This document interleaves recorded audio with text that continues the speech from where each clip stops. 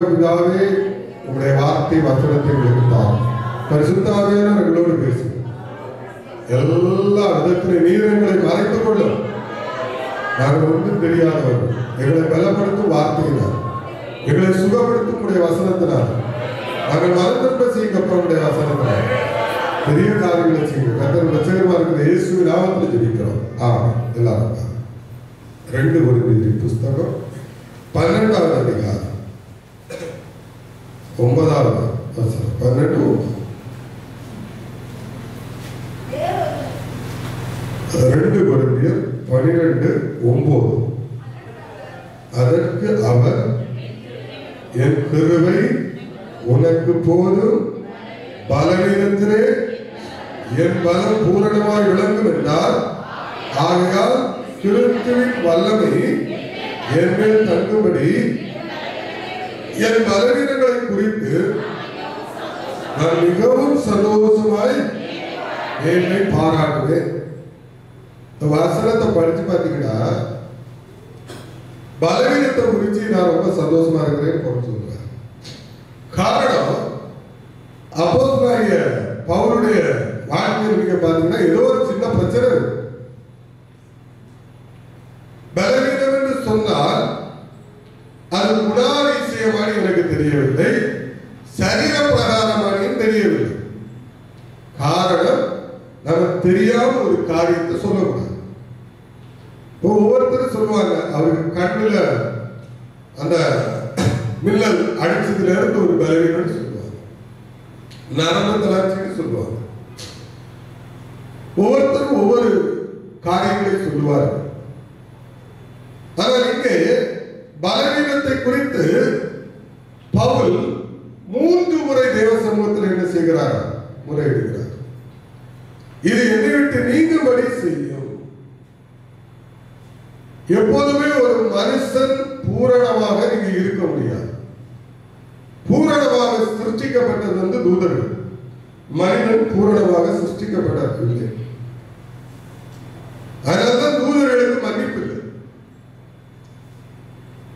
மனுஷன் பலவீனம் உள்ளவர். அவன் ஆண்டவர் பூமியிலிருந்து எடுத்து என்ன செய்தார்? உண்டாக்கினார்.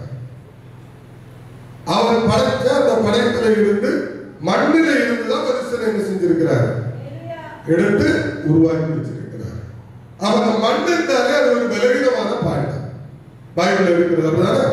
அந்த மண்ணை வச்சு நீங்க ஒரு காரியத்தை செய்றீங்க, அது உடையும். இப்படி அநேக காரியங்கள் வேதத்தில் அந்த மண்ணை வச்சு இருக்கிறது. அப்ப மனுஷனா இருக்கிற எல்லாரும் பாத்தீங்கன்னா அவர்கள் பலவீனம் உள்ளவர்கள். ஏதோ ஒரு பிரச்சனை அவருக்கு பவுலுக்கு. அது பவுல் சொல்றாரு, ஒரு சாத்தா என்ன செஞ்சுட்டு இருக்கிறான்? கொட்டிக்கிட்டே இருக்கிறான். ஒரு முள்ளு எனக்கு கொடுக்கப்பட்டிருக்கிறது. அது என்ன முள்ளுன்னு தெரியாது. ஆனா அந்த முள்ளு அது அப்பப்ப என்ன செஞ்சுட்டு இருக்கு? கொட்டிக்கிட்டே இருக்கு. அது சாத்தானுடைய தூதனாக இருக்கிறது அப்படின்னு சொல்றாங்க. சாத்தானுடைய தூதர். சாத்தான் என்ன செய்வான்? ஆண்டவருக்கு ஒரு தூதர் இருக்கிறாங்க, சாத்தானுக்கு ஒரு தூதர் இருக்கிறார். ஒருவேளை சொல்லலாம், அது மனசாட்சியும் கூட சொல்லலாம். அது என்ன அப்பப்ப என்ன செஞ்சுட்டு இருக்கு? எனக்கு ஒரு பெருமை ஒருவேளை கொடுத்துட்டு இருக்கு. ஏன்னா இந்த அப்போஸ்தலனாகிய பவுல் சாதாரண மனுஷனாக கேட்டீங்கன்னா கிடையாது. அப்போஸ்தலனாகிய பவுல் ஒரு மிகப்பெரிய கோடீஸ்வரன். நீங்க பைபிள்ல வாசி பார்த்தீங்கன்னா தெரியும், அது சாதாரண ஆள் கிடையாது. 2வது, நியாய பிரமாணம் முழுவதையும் கற்று தேர்ந்த பெரிய ஒரு ஞான். என்ன சொல்ல போனா, கொஞ்சம் காலம் வந்தாச்சுன்னா ஒரு ஆசாரியனாக, இல்ல ஒரு வேத பாரகனாக, இல்ல ஒரு நியாய சாஸ்திரியாக கவர்மெண்ட்னால அந்த ஒரு உத்தியோகத்துக்குள்ள அன்னைக்கு இருக்கிற ஒரு பிரதானமான அதிகாரம் கிடைச்சது.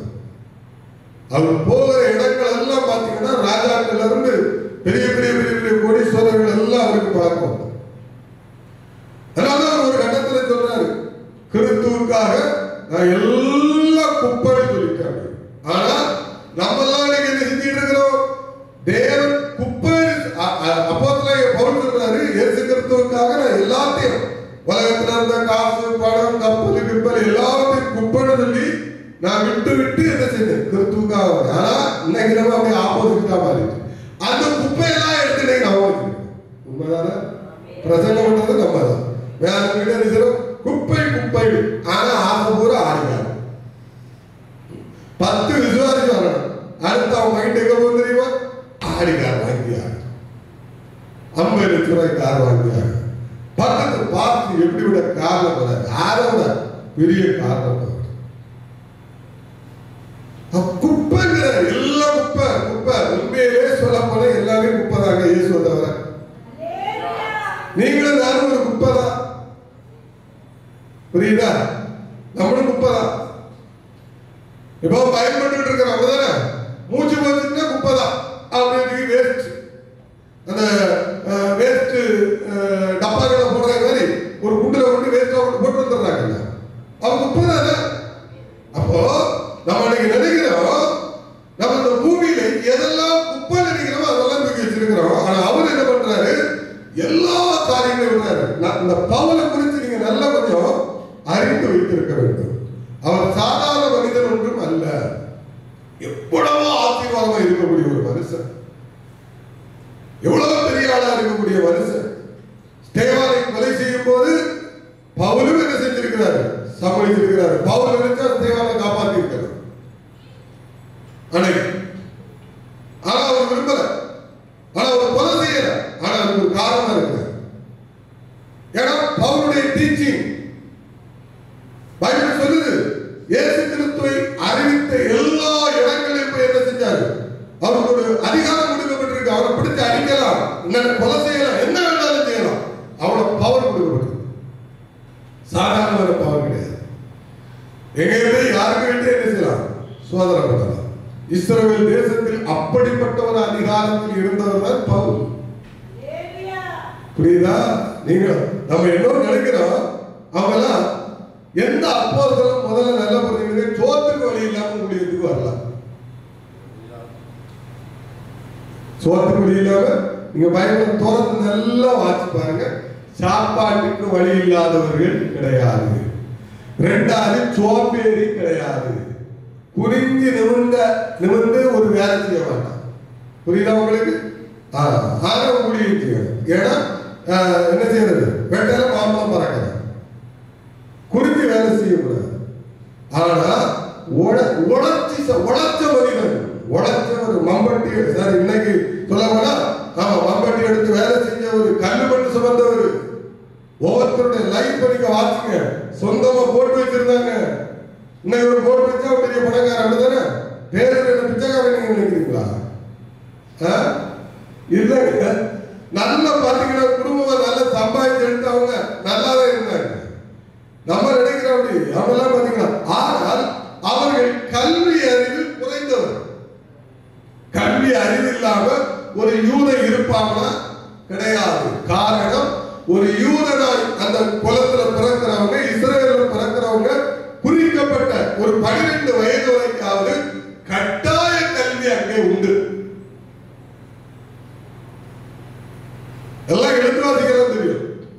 நம்ம நீங்க நினைக்கிறோம் படிக்காதவங்க, நம்ம நீங்க நினைக்கிறீங்க பிறந்ததுல இருந்து அவங்க என்ன செஞ்சாங்க? மீன் பிடிக்கிறவங்க போறாங்க. கிடையாது. நீங்க பைபிள வாசி பாருங்க. நியாய பிரமாணங்களையும் வேத சாஸ்திரங்களையும் கட்டாயம் அவர்களுக்கு கற்றுக் கொடுப்பாங்க. படிச்சு ஆகணும். சட்டம் அதை கட்டி எந்திரிச்சு போட்டுக்க, கழுத்துல போட்டுக்க, கையில கட்டிக்க. அப்போ இவர்கள் எல்லாரும் நம்ம நினைக்கிறோம் படிப்பறிவே இல்லாத முட்டாள்கள் கிடையாது. ஆனா பலசாலிகள், பலசாலிகள் அல்லேலூயா. அடிக்கடி எனக்கு 10 வரை போட்டு தள்ளிடுவாங்க. ஆமா, நீங்க ஒவ்வொருத்தருடைய லைஃப் சரித்திரங்களை போய் படித்தீங்கன்னா ஒவ்வொருத்தரும் ஒவ்வொரு இதுல இருந்திருப்பாங்க. ஒரு புரட்சி படையில ஒரு தளபதியா இருந்திருப்பாங்க. அன்னைக்கு பாத்தீங்கன்னா இது அன்னைக்கு இருந்த ரோம சாம்ராஜ்யத்தை எதிர்த்து போராடி அவர்களை விரட்டிக்கிட்டு என்ன செய்யணும்? நாம ஆளுநர் செய்து சொல்றதுக்காக ஒரு டீம் இருந்தது.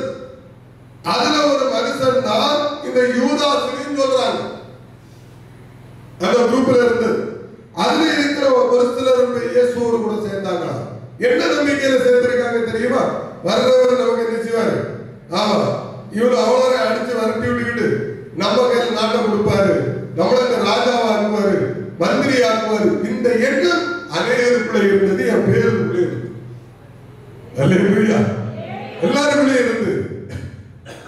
அப்போ நம்ம இன்னைக்கு பார்க்கிற அந்த காரியம், ஏன் இந்த அப்போஸ்தலனாகிய பவுலை குறித்து சில காரியங்களை நான் அப்படி உங்களுக்கு விளக்கமாக சொன்னேன்னா உங்களுக்கு புரிந்து கொள்ள வேண்டும். இப்படிப்பட்ட ஒரு அப்போஸ்தலனாகிய பவுல் சொல்றாரு, ஆண்டவரே உம்முடைய கிருபை எனக்கு போதும். நான் இந்த தலைப்பு என்னன்னு கேட்டீங்கன்னா, உங்கள் மாம்சத்தில் சாய்ந்து கொள்ளாதீர்கள், கிருபையில் சாய்ந்து கொள்ளுங்கள். மாம்சத்தில் போய் சாய்கிறார். அதான் இன்னைக்கு நாம பார்க்க போகிற ஒரு காரியம். ஏன் இந்த முள்ளுன்னா, இந்த முள்ள கர்த்தர் எதுக்கு வச்சிருக்காருன்னா, நீங்க மாம்சத்துல சாய்ந்திடக்கூடாது. பலவீனமான மனுஷன் இல்லைன்னா நம்ம என்ன சொல்லுவோம்? நிம்ரோத போல வேட்டக்காரன், நிம்ரோத போல வேட்டக்காரன். பெரிய பெரிய தேவ மனிதரோட லைஃப் பதிக்கப்படுத்தீங்கன்னா அவங்களுக்கு ஒரு முள்ளு, ஏதாவது ஒரு முள்ளு, சரீர பிரகாரம் ஏதாவது ஒரு பலவீனங்கள் இருக்கும். இல்ல அவருடைய குணாதிசயத்துல பாத்தீங்கன்னா ஒரு முள்ளு. இது அவருடைய வாழ்நாள் பூரா பாத்தீங்கன்னா அதற்காக அவங்க தேவ சமூகத்தில் உட்கார்ந்து இருப்பாங்க. வாழ்நாள் முழுவதும் கர்த்தர் சார்ந்தார். ஒரு மனுஷன் கர்த்தரை சார்ந்தே வாழ்வார்கள் என்றால் அவங்களுக்கு இந்த உலகத்தில் தோல்வி கிடையாது, தோல்வி கிடையாது. உங்களுக்கு ஒரு ரகசியத்தை சொல்ல கேளுங்க. நீங்க நினைப்பீங்க இது எனக்கு தோல்வி, நீங்க நினைப்பீங்க அது தோல்வி இல்லை. அங்கதான் ஆண்டவர் வெற்றி வச்சிருப்பார். நாம நினைப்போம் போதுட்டோம், இந்த காரியத்துல நான் தோத்துட்டேன், அதுல தேவன் ஒரு நன்மை வச்சிருப்பார். அப்போ இந்த இடத்துல பாத்தீங்கன்னா மனுஷன் மேல் நீ சாயக்கூடாது. வாசிக்கலாம் ஆதியாகமத்தின் புஸ்தகம் 39வது அதிகாரம். ஆதியாகமத்தின் புஸ்தகம் 39வது அதிகாரம் 21வது வசனத்தை நம்ம எல்லாரும் எடுத்துடுங்க. கர்த்தரோ யாரோட கூட இருந்தாரா? யோசேப்போட கூட இருந்து, யோசேப்போட இருந்து அவன் மேல் கிருபை வைத்து சிறைச்சாலையின் தலைவனுடைய தயவு அவனுக்கு கிடைக்கும்படி செய்தார். நல்ல புரிஞ்சுங்க. ஒரு தயவு கிடைக்கிறது, ஒரு தயவு கிடைக்கிறது, ஒரு கிருபை ஆண்டவர் யாருக்கு மேல வச்சிருக்கிறாரு? யோசேப்பு. இந்த யோசேப்பு எப்படிப்பட்ட மனுஷன் பாத்தீங்கன்னா, அவரை குறித்து வேதம் சொல்லுகிறது பரிசுத்தமான மனுஷன், தேவ தரிசனம் பெற்ற மனிதன், தேவனால் அழைக்கப்பட்ட மனிதன், தேவனால் தெரிந்து கொள்ளப்பட்ட ஒரு மனுஷன். சாதாரணமான ஒரு ஆவி அல்ல, பயங்கரமான ஒரு வல்லமை நிறைந்தவரை யோசிப்பு. யோசேப்புடைய பலம் அவருக்கு தெரியாது. இன்னைக்கு கர்த்தருடைய பலம் உங்களுக்கு தெரியாது. உங்கள்கிட்ட இருக்கிற, நம்மகிட்ட இருக்கிற, உங்கள்கிட்ட எல்லாம் நம்மகிட்ட இருக்கிற பிரச்சனைகளா நம்ம கிட்ட இருக்கிற பலம் நமக்கு சில நேரம் தெரியாது.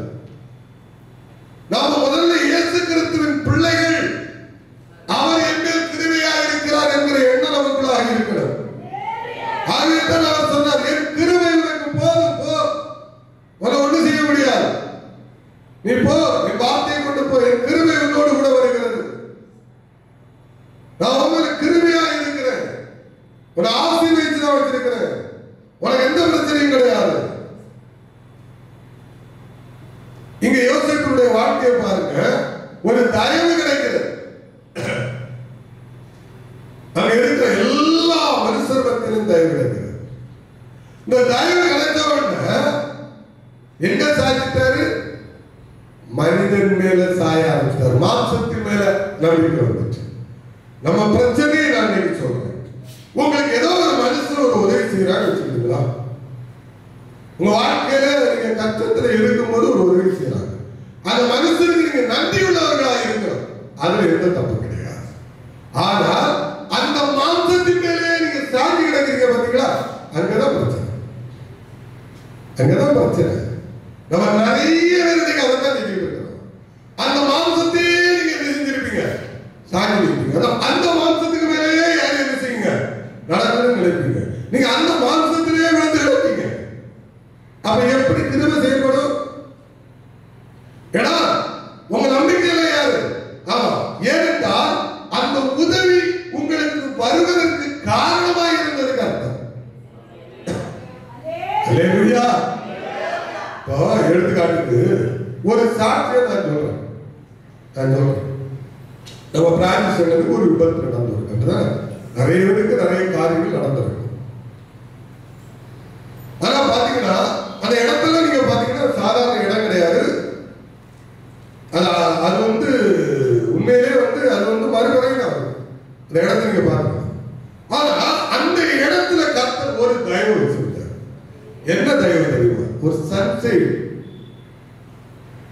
சன்சைட் தான் தயவு. அப்போ எது குடும்பமா என்ன செய்யறாங்க?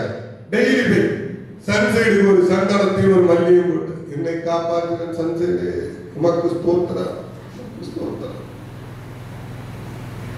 நான் சொல்ற அர்த்தம் புரியுது உங்களுக்கு? அல்லேலூயா. தயவு ஒரு மனுஷனுக்கு ஆண்டவர் எந்த விதத்திலையும் தயவு காட்டுவார். உங்களுக்கு தயவு எங்க கிடைக்கிறது தெரியுமா? கர்த்தருடைய கண்களில் கிடைக்கும். கர்த்தருடைய கண்களில் தயவு கிடைச்சாதான் உங்களுக்கு மனுஷர் கண்களில் தயவு வரும். கர்த்தர் விலகிட்டாங்கன்னா முடிஞ்சு போச்சு. அப்போ உங்க மாம்சம் எதை நம்புது? சிலர்களை புதுசா ஏதாவது ஒருத்தர் வருவாங்க, யாரும் வருவாங்க, சொந்தம் வந்தோம் வரும் ஏதோ முழுவதுமாக நம்புவீங்க. முழுவதுமாக நம்புவீங்க. அதை கொண்டு வர்றது கர்த்தர். அதை கொண்டு வர்றது யாரு? கர்த்தர்.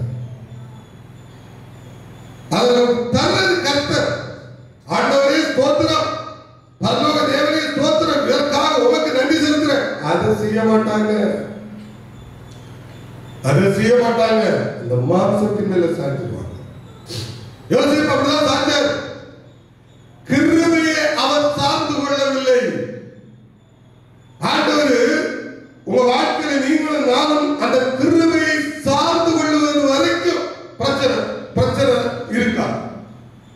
நீங்க அந்த கிருபையை விட்டு வழிவிலகி போனீங்கன்னு வச்சுக்கிடுங்களா? ஆனா தாவீதை குறிச்சு நீங்க பைபிளை பாத்தீங்கன்னா எல்லா இடத்திலும் ஆண்டவருடைய கிருபை கிருபை கிருபைன்னு பேசுவார். ஏன்னா இந்த கிருபைக்கு அர்த்தமே என்னன்னா தகுதியே இல்லாத உங்களை என்ன ஆண்டவர் ரட்சித்ததுதான் கிருபை. இதுக்கெல்லாம் நீங்க ஒரு 1000 நன்றி சொல்லுங்க ஆண்டவர். ஏன்னா இப்போ நம்ம திருந்தலாம் தானே.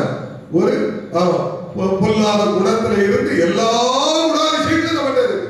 நான் எப்பவும் சொல்லுவேன், முதல்ல மனுஷனா வாழும். மனுஷனா வாழும். ஒரு மனுஷனை வேதனைப்படுத்தக்கூடாது. ஒரு மனுஷனுக்கு தொந்தரவு கொடுக்க கூடாது. உங்களால் ஒரு மனிதன் தொந்தரவாகிறான்னா எங்கேயோ பிரச்சனை. ஒதுக்கி போறதுல தப்பு கிடையாது. ஆனால் நம்மால எந்த மனுஷனுக்கும் பிரச்சனை இருக்கக்கூடாது. ஆபிரகாம் அவன் நீ வழங்க போனா நான் எங்க போறேன்? கிழக்க போறேன். நீ மேற்க போனா நான் தெற்க போறேன். நீ தெற்க போனா நான் என்ன செய்ய வடக்கு போறேன். நீ எந்த பக்கம் போறீங்க? ஆப்போசிட்டா போறப்பா, இல்லைன்னா எல்வடிவத்துல போறப்பா. ஏன்னா எனக்கு தேவை என்னால உனக்கு ஒரு பிரச்சனை வர வேண்டும். நீ நல்லா, நீ ஆசீர்வாதமா உன் குடும்ப பிள்ளைகளோட நல்லா இருக்கு, சந்தோஷமா இருக்கு. ஏன்னா பிரச்சனை இருந்தாலும் உனக்கு அது தப்பு கிடையாது. அப்படி மாதிரி ஒரு மனுஷன் ஒதுக்கி இருக்கிறது எந்த தப்பு கிடையாது. எந்த மனுஷனுக்கு நீங்க இடத்துல வாழ்க்கையில் இருக்கக்கூடாது. எந்த மனுஷனுக்கு இருக்கக்கூடாது. இதெல்லாம் வந்து சாதாரண விட்டு கடந்து போகாது. சாதாரண கடந்து போகாது. உட்கார்ந்து ஜோம் பண்ண கேட்கிற ஆண்டவர் என்னால என்ன பிரச்சனை ஆண்டவரு? அப்படிதான் ஆண்டவர் பேசுவார். ஒன்னால உன் பொட்டாட்டிக்கு பிரச்சனை, ஒன்னால உன் பிள்ளைகளுக்கு ஏகப்பட்ட பிரச்சனை. உங்களுக்கு ஒன்னால உன் புருஷனுக்கு பிரச்சனை, ஒன்னால உன் பிள்ளைகளுக்கு பிரச்சனை. மொத்தத்திலே கணவன் மனைவியினால அந்த பிள்ளைகளுடைய லைஃபை சீரழிச்சு அதுவே பிரச்சனை. இல்ல பெற்றோர் பிள்ளையாகி என்னால என் தாய்க்கு தகப்பனுக்கு அவமானம். நீங்க முழங்கால் படி, அதாவது மனசாட்சி ஒண்ணு கத்தர் கொடுத்திருக்கிறார் பாருங்க. தேவன் எங்க வாழுகிறார் என்றால் உங்க மனசாட்சி கூட தான் வாழ்றாரு, உங்க ஆத்மாவில தான் வாழ்றாரு. அல்லேலூயா. இந்த ஆத்மா தான் பேசும், சொல்லும் நீ செய்யறது சரியில்லை, நீ செய்யறது சரி.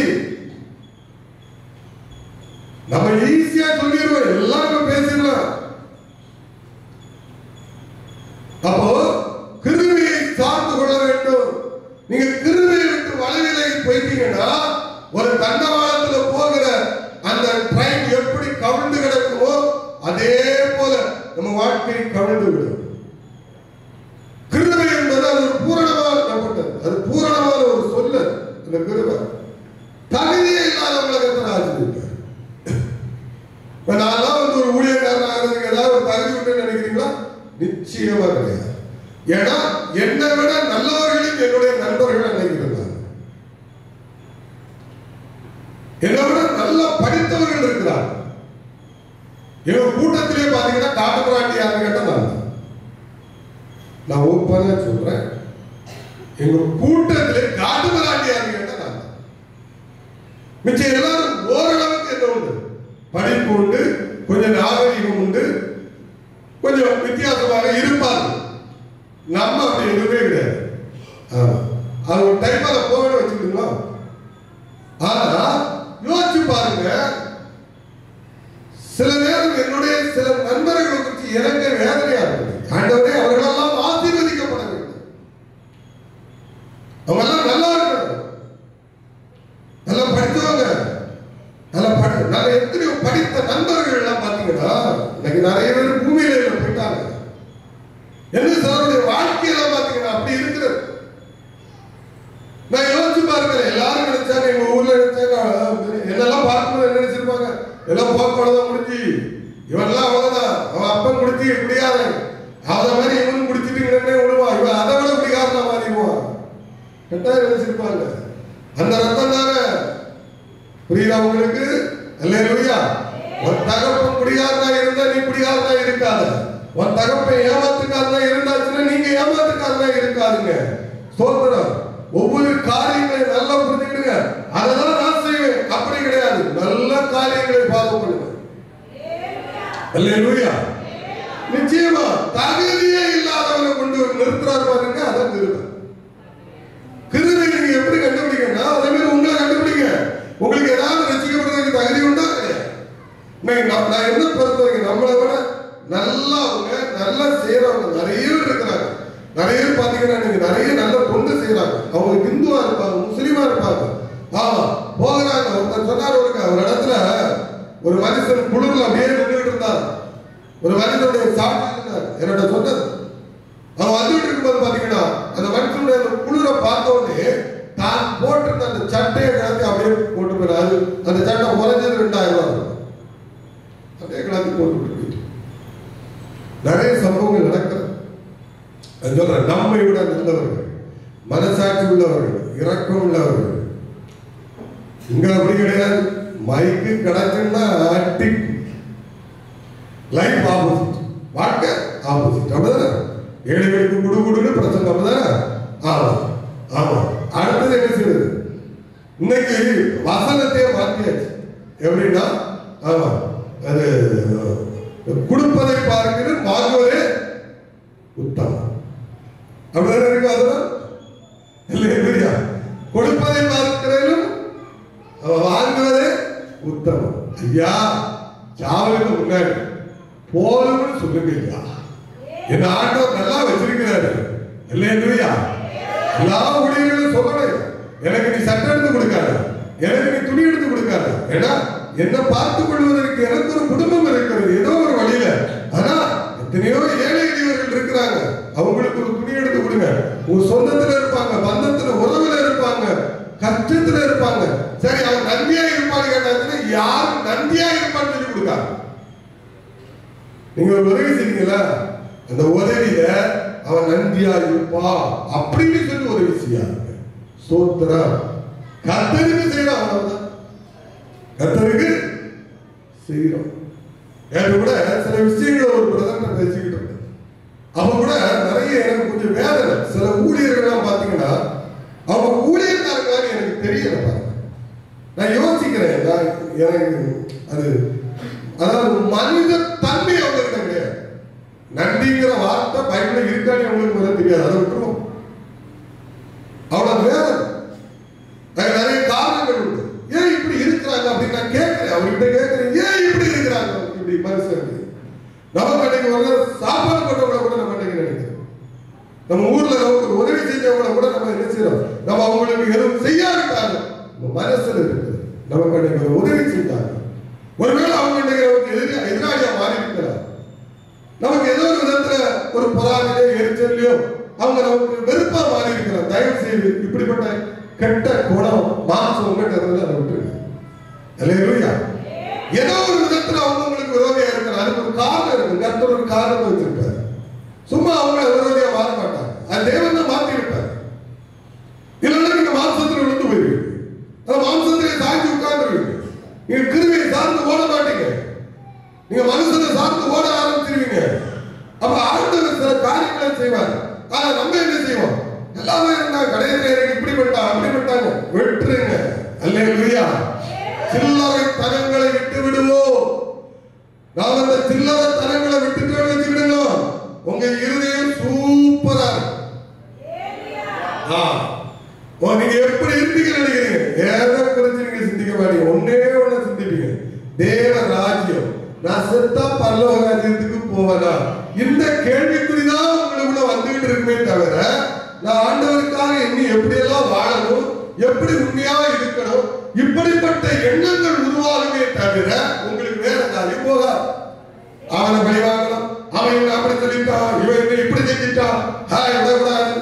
என்ன ஆளுநோட அறுவடைக்கு போகிறோமா, அன்னைக்கு நான் பழி வாங்குறோம், இன்னைக்கு நான் பழி வாங்கி ஆகுவேன். கர்த்தர் எனக்கு காசு கொடுத்திருக்கிறாரு, என்ன பணம் கொடுத்திருக்கிறாரு, எனக்கு காரம் கொடுத்திருக்கிறாரு. அந்த வீட்டு முன்ன பார்த்தீங்கன்னா 2 தடவை ரவுண்ட் அடிக்கும். பார்த்துருக்கீங்களா?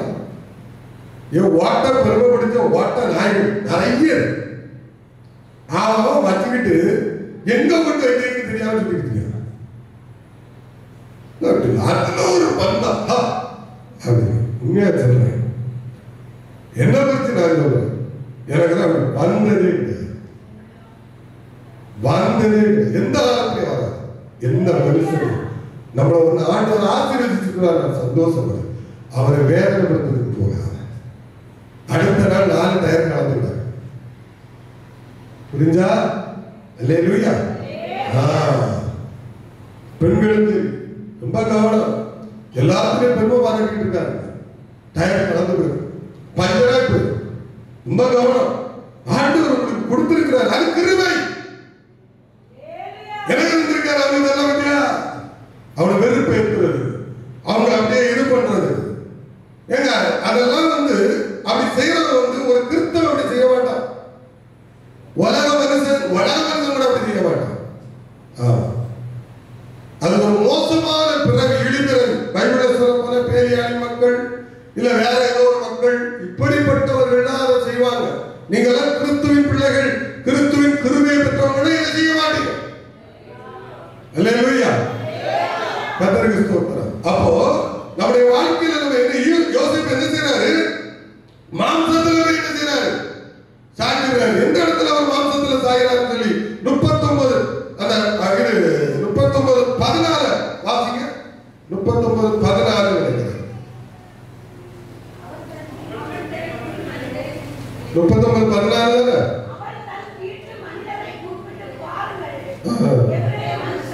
இல்ல சோதனை அதை 39 எடுத்துக்கிட்டு 39 தானே?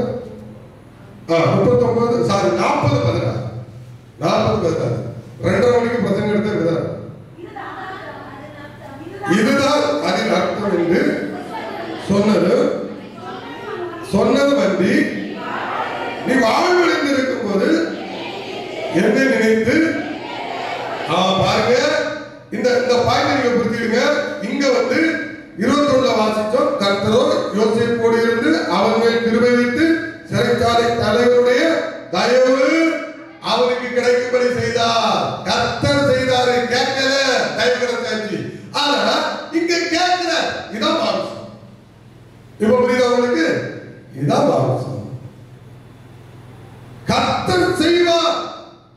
எனவே ஒரு காரியத்தை ஆண்டவர் செய்வார். செய்தார், செய்யலையா? இல்லை. ஒரு விசுவாசத்துல ஒரு வைராக்கியத்துல இருக்கணும். இங்க பாருங்க, முதல்ல பாருங்க, இவர் போய் கேட்டாரா? இந்த தலைவர்கிட்ட போய் கேட்டாரா? கேட்டாரா? ஆமா, தலைவரே, நான் என் சூழ்நிலை இப்படி, நான் இருந்து வந்திருக்கிறேன், ஆமா, நான் இப்படி வந்தேன் அப்படின்னு சொல்லி எல்லாம் அவனுக்கு கேட்கல. என்ன, என் சகோதரர்கள் புலிகள் தூக்கி போட்டுட்டாங்க, நான் நல்ல என் தகப்பனுக்கு ரொம்ப உண்மையான ஒரு பிள்ளையா இருந்தேன், நான் நல்ல பரிசுத்தமா இருந்தேன், ஆண்டவர் எனக்கு இதெல்லாம் தரிசனம் கொடுத்தாரு, இப்படிப்பட்ட வெளிப்பாடெல்லாம் கொடுத்தாரு. ஆமா, இப்படி யாருக்காவது போய் சொல்லிட்டு இருந்தாங்க? சொல்லவே. ஆனா காலம் வருகிறது, அங்கே காரியம் வெளிப்படுகிறது. காரியம் வெளிப்படும் போது அவர் சொல்றாரு, ஒரு உதவி எனக்கு நீங்க செய்வீங்களா? எனக்கு ஹெல்ப் பண்ணுவீங்களா? இந்த இடத்துலதான் மாம்சத்துல போய் சேர்றாரு. ஆனா இந்த உதவிய அவர் கேட்காம கிருபையில சார்ந்திருப்பாருன்னா இன்னும் கொஞ்ச காலத்துக்கு முன்பாக அவர் விடுதலை ஆயிருப்பார். அல்லேலூயா. கர்த்தர் தான் இறங்க வேண்டும். ஒரு கட்டத்துல பாத்தீங்கன்னா யோசேப்புக்கு புரிஞ்சு போச்சு, மனுஷனுடைய உதவி கிடைக்காது. நாட்டில சோசமுள்ள மனுஷனை நம்புவதை பார்க்கிறோம். கர்த்தர் மேல் நம்பிக்கை வையுங்கள், கர்த்தர் மேல் நம்பிக்கை வையுங்கள். எப்போதும் சொல்லுவேன், ஆமா, என் சொந்தக்காரங்க உதவி செய்வாங்க, என் குடும்பக்காரங்க அவங்க உதவி செய்வாங்க, என் பிள்ளைகளை அவங்க படிக்க வைப்பாங்க, இவங்க காசு கொடுப்பாங்க, அதை அவங்க செய்வாங்க, இதை செய்வாங்க. யாரும் அப்படிப்பட்ட ஒரு நம்பிக்கையில இருக்கக்கூடாது. அல்லேலூயா. அவங்களுக்கு ஒரு மனிதன் உதவி செய்யறாங்க, அது ஆசீர்வாதம். அதற்காக கர்த்தருக்கு நன்றி செலுத்துங்க. அதற்காக அவர்களுக்காக ஜெபம் பண்ணுங்க, அவர்களை ஆசீர்வதிக்க ஆண்டவரை ஜெபம் பண்ணுங்க. சொல்றதை புரிந்து கொள்ளுங்க. ஒருவேளை சொல்லுவாங்க ஒரு உதவி, அவன் இக்கட்ல செய்யலாம்னு சொல்லுவாங்க, அதான் சூழ்நிலை செய்ய முடியாது. நாம அந்த மனிதனுடைய நல்ல நமக்கு தெரியாது. புரியுதா உங்களுக்கு? ஒரு நல்ல மனுஷனா இருப்பாங்க, ஒரு வாக்கு கொடுப்பாங்க. நான் இருக்கிற ஒரு வாக்கு கொடுக்கிறேன், நான் இதுவரைக்கும் சொன்னதை செய்யாம இருந்ததே கிடையாது. ஆறாவது சிறந்த தவறு கேட்டு வச்சுக்கிடுங்களா, என் சூழ்நிலையை புரிஞ்சிருக்கணும். ஏன் செய்யல, ஏன் பண்ணல, ஏதோ அங்க ஒரு இக்கட்ல இருக்கிறா. முடியாது. மனித வாழ்க்கையில எப்பவும் நாம கொடுத்த சில வாக்குகளை நம்ம என்ன செய்ய முடியாது, நிறைவேற்ற முடியாது. நீங்க நல்லா புரிஞ்சுக்கிடுங்க, முடியாது.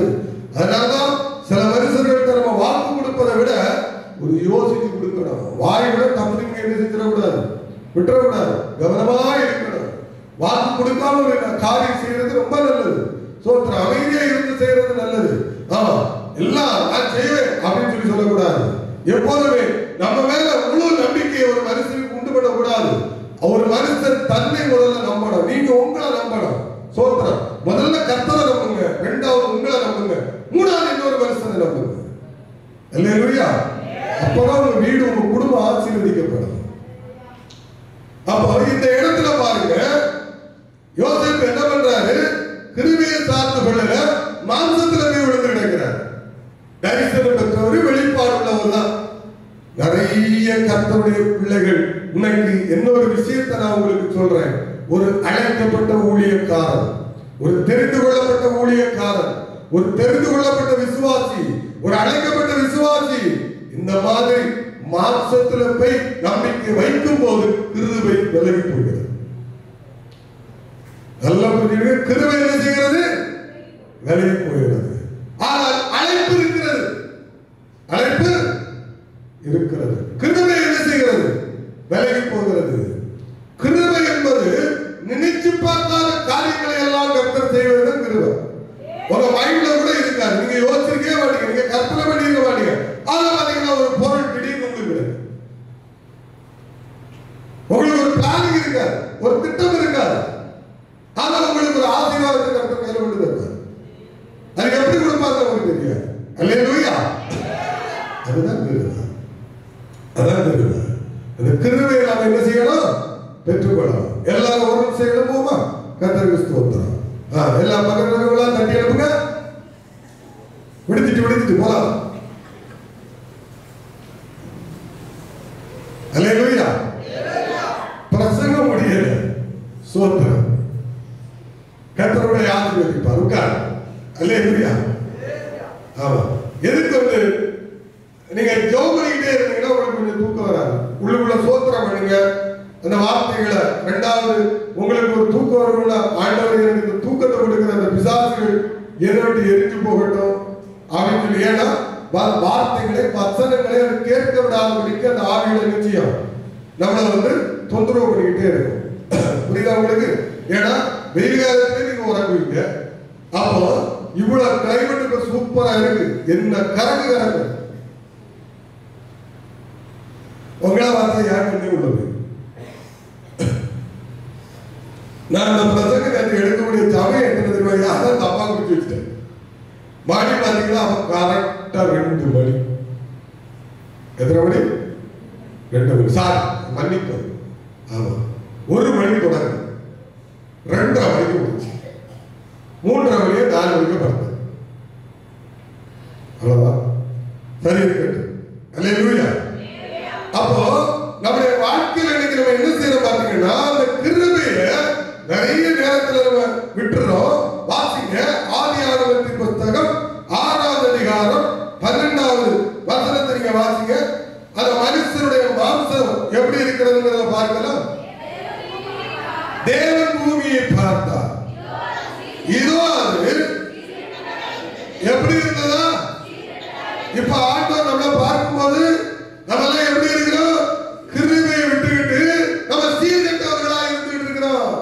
நான் சொல்றதுதான் சரி, நான் செய்யறதுதான் சரி, நான் எடுக்கிற முடிவுதான் கரெக்ட் அப்படின்னு சொல்லிட்டு நம்முடைய வாழ்க்கையில சீர்கெட்டு உட்கார்ந்துட்டு இருக்கிறோம். யோசிங்க, படிங்க. மாம்சமாயாவது பூமியின் மேல் வழியை என்ன செய்தார்களா? கெடுத்துட்டாங்க. வழியெல்லாம் கெடுத்து போட்டாச்சு. மாம்சத்துல சாரும் போது வழியை கெடுத்தாச்சு. தேவ வழி அடைக்கப்பட்டு விட்டது. ஆண்டவர் உங்களுக்கு வச்சிருக்கிற ஆசீர்வாதம் நல்ல பிரதிவிடுங்க. கிருபையை சார்ந்து கொண்ட மனுஷனுக்கோ மனுஷிக்கோ ஊழியக்காரனுக்கோ எதை கொடுத்தாலும் கர்த்தர் தான் கொடுப்பார். நம்ம மயக்கு என் மேல இருக்குன்னா அது கர்த்தர் தான் கொடுப்பார். நமக்கு எதை கொடுத்தாலும் சார், உங்களுக்கு ஒரு குழந்தை கொடுக்கிறாங்க, அது கர்த்தர் தான் கொடுப்பார். புரியுதா உங்களுக்கு? ஆமா, எல்லாருக்கும் புரியுதா? ஆமா. அது ஆணா இருந்தாலும் சரி பெண்ணா இருந்தாலும் சரி யார் கொடுப்பா? கர்த்தர் கொடுப்பாங்க. கிருபையை சார்ந்து இருக்கிறவங்களுக்கு எல்லாமே அவர் கொடுப்பார். நீங்க கிருபையை சார்ந்து இருக்கிறீங்கன்னா உங்க ஆசீர்வாதங்கள் எல்லாம் கர்த்தர் கொடுக்குது. இப்ப நீங்க கேட்கல, கிருபையை சார்ந்து இருக்காட்டா நல்லா இருக்க முடியாதா? இருக்கலாம், ஆனால் நிறைவு இருக்காது. அல்லேலூயா, அல்லேலூயா. புரியுதா உங்களுக்கு? கிருபையை சார்ந்து இருக்காட்டா உங்களுக்கு என்ன இருக்காது? நிறைவே. எத்தனை பவுன் நகை போட்டாலும் என்ன செய்யும்? அப்படியே ஏதாவது கல்யாண வீட்டுல போனா, கல்யாண வீட்டுக்கு நீங்க நிறைய பேர் எதுக்கு போறதுன்னு நினைக்கிறீங்க? ஆமா, பொண்ணு எல்லாம் பார்க்க வேண்டாம். பொண்ணு எத்தனை நிக்லஸ் போட்டிருக்கான், காப்பு போட்டிருக்கு, இதே அப்பா இவ்வளவு வாங்கியிருக்கா, அதோட முடிஞ்சு சர்வ நாசம் அவன் வாழ்க்கை. எல்லாத்தையும் வந்து ஈடு வச்சுக்கணும். அதனால இந்த கல்யாணத்துக்கு தான் போடுறது கௌரவமா போடுங்க. அழுதுவோம். எவ்வளவு கொடுங்க பேச்சு. ஆனா என்ன செய்யுங்க? கொஞ்சோட போட்டு விடுங்க. அரைக்கு ஒரு கூட்டம் வரும். வராதுன்னு நீங்க நினைக்கிறீங்களா? வரும். ஆமா, என்ன கொடுத்திருக்கு, என்ன செஞ்சிருக்கு. நல்ல பெரிய இடமா நிறைய தந்திருப்பாங்களோ, நிறைய கிடைச்சிருப்போம். ஏன் உனக்குன்னா அவனுக்கு கிடைச்சா அவனுக்கு அவன் கொண்டாடிக்க அவன் தம்பா, அவ்வளவுதானே. நீங்க இருக்கு அதுல என்ன செய்யணும்? மனுஷனுடைய உணர்வு இதல்ல நான் சொல்றது. அல்லேலூயா. அப்போ நீங்க ஒரு ஒன்று பார்த்தது கிடையாது. அவங்களை ஆசீர்வதிக்கணும். பரவாயில்ல, கீழே கடந்த ஒரு மனிதனை கர்த்தர் ஆசீர்வதிச்சிருக்காரு. அல்லேலூயா. கஷ்டப்பட்ட ஒரு பிள்ளை கர்த்தர் ஆசீர்வதிச்சிருக்காரு. அந்த குடும்பத்தை ஆசீர்வதிச்சிருக்காரு. பரவாயில்ல, ஆண்டவர் அவங்களை ஆசீர்வதிக்கட்டும் அப்படின்னு சொல்லிட்டு. அல்லேலூயா. ஆமா, கஷ்டப்பட்டாங்க, வேலை பட்டாங்க. ஆண்டவர் நல்ல வீட்டை கொடுத்திருக்கிறார், ஒரு காரை கொடுத்திருக்கிறார். அப்படிதானே? அல்லேலூயா. எப்படி இந்த வீட்டை கட்டின, எப்படி இந்த காரை வாங்க, ஊர ஆராய்ச்சி, பூரா ஆராய்ச்சி. தயவு செய்து நான் ஒன்னே ஒன்று சொல்றேன், கிருபையை பெற்றீங்கன்னா அடுத்த வீட்டை குறிச்சு ஆராய்ச்சி பண்ணாங்க. கிருபையை பெற்றாச்சுன்னா பக்கத்துல இருக்கிற விசுவாசியை குறித்து ஆராய்ச்சி பண்ணாங்க. கிருபையை பெற்றாச்சுன்னா ஒரு ஊழியக்காரனை குறித்து ஆராய்ச்சி பண்ணாது. ஏன்னா கிருபை பெற்றவர்கள் யாரும் குறித்து அவங்க பார்க்க மாட்டாங்க. அல்லேலூயா. அவங்க ஓட்டமே வித்தியாசமா தான். அவங்க ஓட்டம் ஆவிக்குரிய ஓட்டம் போராது உணர்வாது. அவங்க ஓட்டம் எல்லை பிடிக்கணும், கர்த்தருக்காக ஏதாவது செய்யணும், ஊழிய காரியங்களும் எல்லா காரியத்திலும் நம்ம ஈடுபடணும்.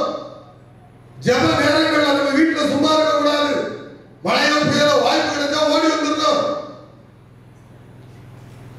நாங்கெல்லாம் நேரம் காணல, மழை மழை அவ்வளவு.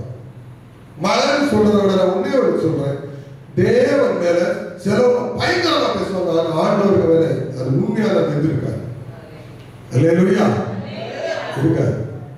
நான் கழிச்ச வெள்ளிக்கிழமை கூட்டையா வச்சேன்னா ஒரு சின்ன விசுவாசம் இருந்தது. வரவங்க எப்படி வந்துட்டு போட்டு ஏற்கனவே ஒரு வாரம் முடிச்சாச்சு தானே. ஒரு திருமண வீடுன்னு வச்சுக்கிறீங்களா, ஒரு கல்யாண வீடு இருக்கு உங்களுக்கு அப்படிதானே. ஒரு காரியம் இருக்கு, எந்த இடிவளம் வந்தாலும் ஆட்டோ பிடிச்சாது நினைச்சிருவோம், போயிடுவோம் அப்படிதானே. போய் நினைச்சுவோம் ஒரு 200 ரூபா ஆட்டோ கொடுத்து விட்டு அங்கே நல்லா வக்கரமா திருவிட்டு நினைச்சுவோம். அவன் அந்த மழையிலே காலை அடிச்சுட்டு நம்ம வந்து சரி இதை சொல்றேன். ஒரு இதுக்கு நம்ம பேசுவோம். அவன் எவ்வளவு காரியம் இருந்தாலும் ஒரு டாக்டர் சொல்லியிருப்பாரு, நீங்க இன்னைக்கு இருக்கிற வழிக்கு அப்பாயின்மெண்ட் வந்தே ஆகும். நம்ம என்ன செய்வோம், ஒரு காரணத்தை என்ன 4 மணி போவோம் இல்லையா. இதான உண்மை. கரெக்டா போவோம், மழை கிட்டி அடி இடிச்சு நடக்குது, டாக்டர் சொல்லியிருக்காரு வந்திருக்காரு. அப்போ இதனால வர்றவங்களை ஆசீர்வதிப்பாரு, வராதவங்கள் அப்படி நான் சொல்லல. நீங்க அந்த அர்த்தங்களை புரிந்து கொள்ள வேண்டும். அப்போ ஆண்டவர்கிட்ட நான் ஜோம் பண்ணிக்கிட்டு அன்னைக்கு கட் பண்ணியாச்சு, வேண்டாம் ஆண்டவரே இது. ஏன்னா ஒரு சர்ச்சில் ஒரு சின்ன ஒரு ஜபம் நடந்ததுன்னா அது அந்த சர்ச்சில் இருக்கிற குடும்பங்களுக்கு ஆசீர்வாதம், அந்த ஊருக்கு ஆசீர்வாதம். அது என்ன வேணாலும் ஒருத்தர் சொல்லிட்டு போறேன். ஒரு சோத்திர சத்தம் ஒரு சர்ச்சில் இருக்கிறது என்றால் அந்த பகுதிக்கு ஆசீர்வாதம், அதை சார்ந்த ஜனங்களுக்கு ஒரு ஆசீர்வாதம். அதுதான் உண்மை. அதனால பார்த்தேன், வேண்டாம் அதை செஞ்சிருவோம். அப்போ நாம ஏன் சில நேரங்கள்ல மாம்சத்தின் மேல நம்பிக்கை வைக்கிறோம்னா கிருபையை விட்டுறோம். கிருபை போயிட்டாலே உங்களுக்கு மாம்சம் தான். கிருபை போயாச்சுனாலே உங்க பலத்தின் மேல உங்களுக்கு நம்பிக்கை வரும். என்கிட்ட பலம் இருக்கு, என்கிட்ட பணம் இருக்கு, நான் என்ன வேணாலும் செய்வேன், யாரும் என்கிட்ட போக முடியாது. ஒரு காலத்துல பாத்தீங்கன்னா கர்த்தருடைய ஊழியக்காரர் எல்லாம் பாத்தீங்கன்னா சோத்து பலி இல்லாம இருந்தாங்க. அப்படிதானே? எல்லாம் சோத்து பலி இல்லாம பணக்காரர்களாக இருந்தாலும் ஊழியத்துக்கு வரும்போது எல்லாத்தையும் விட்டு விட்டு அவன் ஒண்ணுமே இல்லாம பசியும் பட்டினியும் பஞ்சத்திலையும் உட்கார்ந்துட்டு இருந்தாங்க. அன்னைக்கு அவங்க முழுக்க கிருபையை சார்ந்து இருந்தாங்க. அன்னைக்கு அவங்களுக்கு ஏதாவது ஒரு பிரச்சனைனாலும் கிருபையை சார்ந்து இருந்தாங்க. ஒரு ரூபா தேவையான கிருபையை சார்ந்து இருந்தாங்க. இன்னைக்கு அப்படி கிடையாது. பணம் அவங்ககிட்ட எல்லாருக்கும் பணம் பெருகிட்டு, பணம் அது எல்லா தீமைக்கும் இன்னைக்கு வேறாக இருக்கிறது. பிரசங்கம் பண்ற பரிசுத்தவான்கள் ஏன் அதை சிந்திக்க மாட்டாங்கன்னு எனக்கே தெரியல.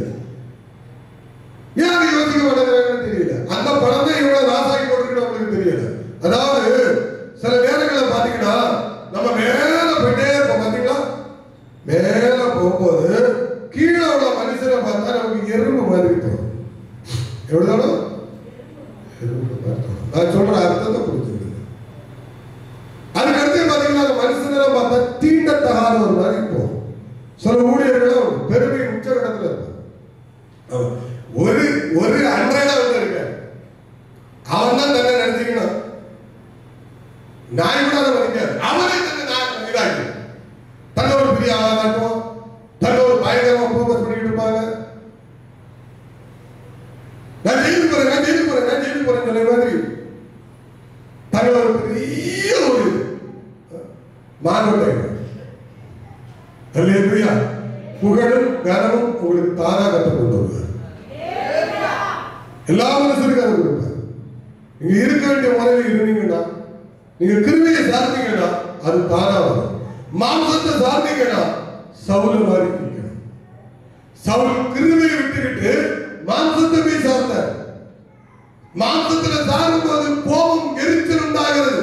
என்னை கனப்படுத்தாம போகக்கூடாது. சாமுவேலை பிடிச்சி இழுக்கிறாரு. ஸ்தோத்திரம். அதோட முடிஞ்சு போச்சு. கிருபையை விட்டாரு. தேவன் கொடுத்த கிருபையை விட்டாருங்க. இங்க பாருங்க, இந்த வசனம் சொல்லுகிறது, மாம்சமான யாவரும் பூமி மேல் தங்கள் வழியை என்ன செய்யறாங்க? தங்கள் மாம்சத்தை கெடுத்துக் கொண்டார்கள். காரணம், இவர்கள் கிருபையை சார்ந்து கொள்ளவில்லை, இயேசுவை சார்ந்து கொள்ளவில்லை. மாம்சத்தை நம்பி என்ன செஞ்சாங்க? கேட்க வேண்டிய காரியத்தை கேட்க மாட்டாங்க. வாசிக்க ஏசாயா தீர்க்கதரிசி புத்தகம் 50 மாம்சத்தின் மேல் நம்பிக்கை வச்சு போகாம, ஏசாயா தீர்க்கதரிசி புத்தகம் 55வது அதிகாரம் 55வது அதிகாரத்துல 3வது வசனம் 3 வாசிக்கலாம். உங்கள் செவியை சாய்த்து என்னிடத்தில் வாருங்கள், கேளுங்கள், அப்பொழுது உங்கள் ஆத்மா பிழைக்கும். தாவீதுக்கு அருளின நிச்சயமான கிருபைகளை உங்களுக்கு எப்படி சொல்றாரு பாருங்க ஆண்டவர். ஏசப்பா என்ன சொல்றாரு பாருங்க, நித்திய உடன்படிக்கையாக தாவீதுக்கு வச்சிருந்த மாதிரி கிருபை. அது சாதாரண கிருபை கிடையாது. தாவீதை அழிக்கவே முடியாது. எத்தனை மந்திரவாதங்கள் எழுப்பினாலும் சரி, எத்தனை பில்லி சூரியங்கள் எழுப்பினாலும் சரி, உங்களுக்கு எதிராக எத்தனை ஓநாய்களும் நரிகளும் ஊழையிட்டாலும் சரி, உங்களை எதுவும் அசைக்க முடியாது. அல்லேலூயா. அது ஊழவிட்டுக்கிட்டே இருக்கும், அது குறைஞ்சிக்கிட்டே இருக்கும். ஆனா பாத்தீங்களா, அது ஊழையிட்டு ஒரு நாள் சிங்கத்துக்கு அது இரையாகும், ஒரு நாள் அது புலிக்கு அது என்ன செய்யும்? இரையாகும். ஒண்ணும் செய்ய முடியாது. பைபிள் சொல்லுகிறது, உங்க மாம்சத்தை விட்டுவிட்டு உங்கள் செவியை சாய்த்து என்னிடத்தில் வாருங்கள். இயேசு கிறிஸ்து கிட்ட போங்க. மாம்சத்தை நம்பி ஓடாதுங்க, அது மேல சாஞ்சி நிக்காதுங்க. இயேசு இடத்துல போங்க. என் வார்த்தைகளை கேளுங்க, என் வசனத்தை கேட்டு நடங்க. நீங்களா ஒரு முடிவு எடுப்பதை விட என் வசனத்துக்கு செவி கொடுங்கள். உங்கள் வாழ்க்கையை ஆசீர்வதிக்கும். புரியுதா? அல்லேலூயா. வளர்ற பிள்ளைங்க புரியுதா? சின்ன பிள்ளைங்களும் புரியுதா? இப்பவே எத்தனை வயசு? 10 வயசா? 8 வயசா? 9 வயசா? திட்டம் போட்டிருக்கீங்களா? ஏதாவது திட்டம் போட்டா நாசமா போவோம். அல்லேலூயா. உங்கள் திட்டம் இயேசுவை நோக்கி இருக்க வேண்டும். வருநாட்களில் கர்த்தருக்காக ஏதாவது செய்யணும். திட்டம் போடாதுங்க. ஏன் இந்த சின்ன பிள்ளைங்களுக்கு சொல்லணும்னா பயமா இருக்கு. ஆமா, 8 வயசுல காதல் உள்ள வந்துடும். புரியுதா உங்களுக்கு? 10 வயசுல ஒரு திட்டங்கள் வந்து விடுகிறது. இது நாசத்துல கொண்டு விட்டுருவாங்க. அல்லேலூயா. நீங்க செவி கொடுங்க, ஆண்டவர் வார்த்தையை செவி கொடுங்க. ஊழியக்காரர் ஸ்தோத்திரம், பரிசுத்த ஆவியானவர் இத பேசுறாரு, செவி கொடுங்க. இந்த வாழ்க்கை ஆசீர்வாதமா இருக்கும், ஆசீர்வாதமா இருக்கும்.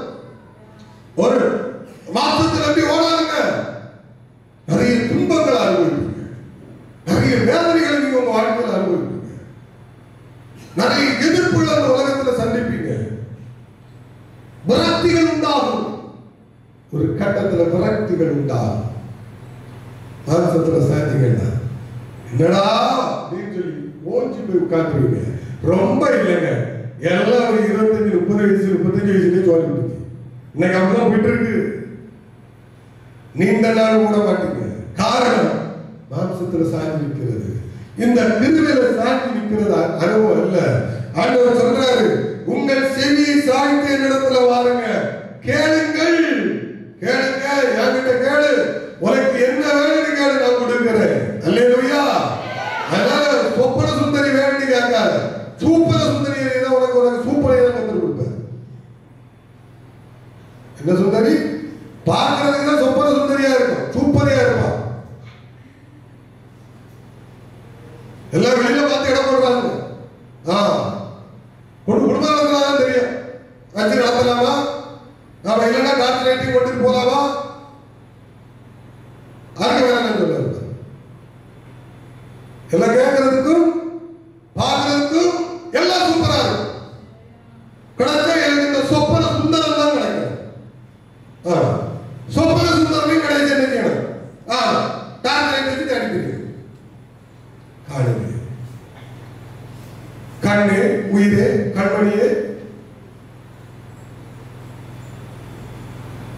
புரியுதா?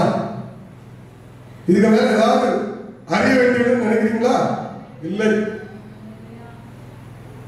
இப்ப நீங்க கேட்கலாம், இது ஆவியானவர் பேசுறாருன்னா ஆவியானவர் உணர்த்துறார். அல்லேலூயா. என் பிள்ளைகள் என் வார்த்தைகளை கேட்க வேண்டும், என் பிள்ளைகள் என் சத்தத்துக்கு செவி கொடுக்கணும், அது காது திறந்து கொடுக்கணும். என்ன பேசுறாங்க? ஆண்டவர் என்ன சொல்றாரு?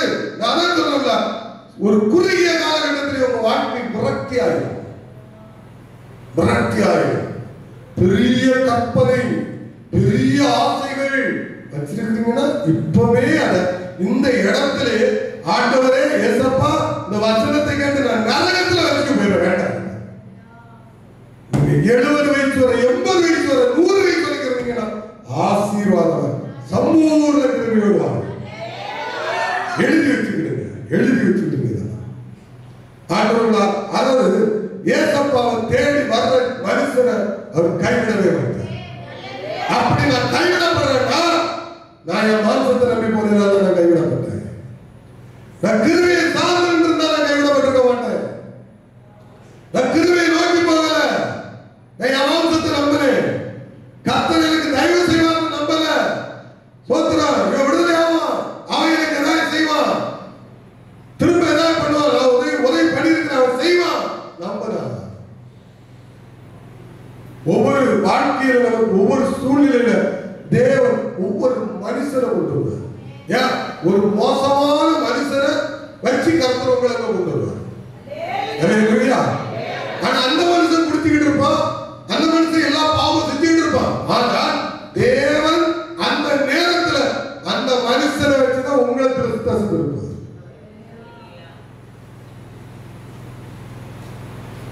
அப்போ கிருபை நீங்க என்ன செய்யணும்? சாய்ந்து கொள்ளுங்க. தாவீது அந்த கிருபை என்ன செஞ்சாரு? பிடிச்சுக்கிட்டாரு. தாவீதெல்லாம் நினைச்சாலே உண்மையிலே ஒரு ஆசீர்வாதமான ஒரு மனிதன். தாவீதை குறித்து நல்லா இருக்கு. தாவீத மாதிரி ஒரு சுத்த இருதயத்தை நீங்க பைபிள் நீங்க பார்க்க முடியாது.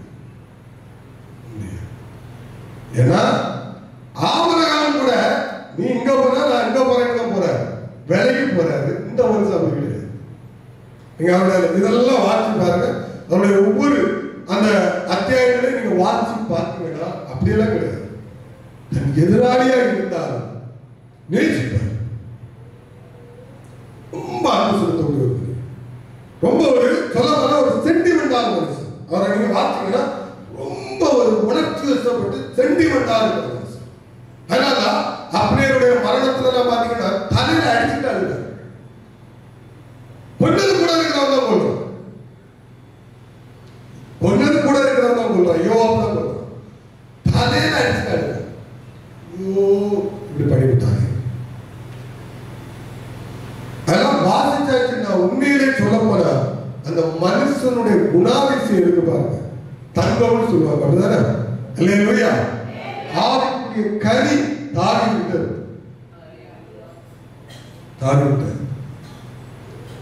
உலக பிரகாரமான மாம்சங்கள் தாவீதுக்குள்ள இருந்தது. ஆனால் அதற்காக அவர் பட்ட பாடு கணக்கே கிடையாது. ஆனால் அந்த மாம்சத்து மேலே சாய மாட்டாரு. எழுப்பி ஓடி போய் கிருபையில தான் முழங்கால் இருப்பார். அல்லேலூயா. கிருபையில தான் இருப்பார். ஒரு தீர்க்கதரிசி சொல்றார். ஹல்லேலூயா. ஒரு தீர்க்கதரிசி சொல்றாருன்னு வச்சுக்கோங்க. இது வேற பேட்டரி எல்லாம் கரெக்டா இருக்கும். ஒரு தீர்க்கதரிசி சொல்றாரு. ஆனா பாத்தீங்கன்னா தப்புன்னு அந்த குற்றத்தை சொன்ன உடனே மிரண்டு போயிருக்காரு. அதே ஒரு ராஜா சொல்லும்போது என்ன சொன்னா தெரியுமா? ஓடி போய் கொண்டே போய் எரேமியா விளக்குறார். ஆகாபுக்கும் யோசபாத்துக்கும் மிகாயாவுக்கு ஒரு தீர்க்கதரிசி சொல்றாரு. பொண்ணே கூட ஓடி போய் சிறைச்சாலையில் போட்டார். தாவீது சொன்னா, ஐயோ அப்படியா, நான் தப்பு செஞ்சுட்டேன், நான் செய்தது தப்பு. அல்லேலூயா. அப்போ கிருபையை ரொம்ப முக்கியப்படுத்துறாரு. வாசிக்கலாம். இன்னொரு வாசத்தை காண்பித்து கொடுக்கிறேன். நியாயாதிபதிகளின் புஸ்தகம் நியாயாதிபதிகளின் புஸ்தகம், சூத்திரம், நியாயாதிபதிகளின் புஸ்தகம் பக்கம் 324, அதுல 16வது அதிகாரம், 16வது அதிகாரம் 6வது வசனம். உண்மையிலே நான் குறிச்சுக்கிறேன். அப்படியே தெலிலாள் சிம்சோனை பார்த்து, உன் மகாபலம் எதனாலே உண்டாயிருக்கிறது? உன்னை சிறுமைப்படுத்த உன்னை எதனாலே கட்டலாம் என்று நீ எனக்கு சொல்லணும். நல்லா புரிஞ்சுக்கிடுங்க. மாம்சத்துல போய் சாய்ந்து கிடக்கிறான் ஒரு தேவ மனுஷன். எங்க போய் இருக்கிறான்? மாம்சத்துல சாய்ந்து கிடக்கிறான் ஒரு கர்த்தருடைய மனுஷன், ஒரு கர்த்தருடைய மனுஷி. நீங்க மாம்சம் என்று சொல்லக்கூடிய இந்த தெலிலாள் கிட்ட போய் நீங்க இருந்தீங்கன்னா உங்க கிருபையை நீங்க இழந்து போயிருவீங்க. உங்க கிருபை நஷ்டப்பட்டுரும், உங்க கிருபை அடிபட்டு போயிடும். பாருங்க, இந்த வசனத்தை நீங்க வாசிக்கலாம்.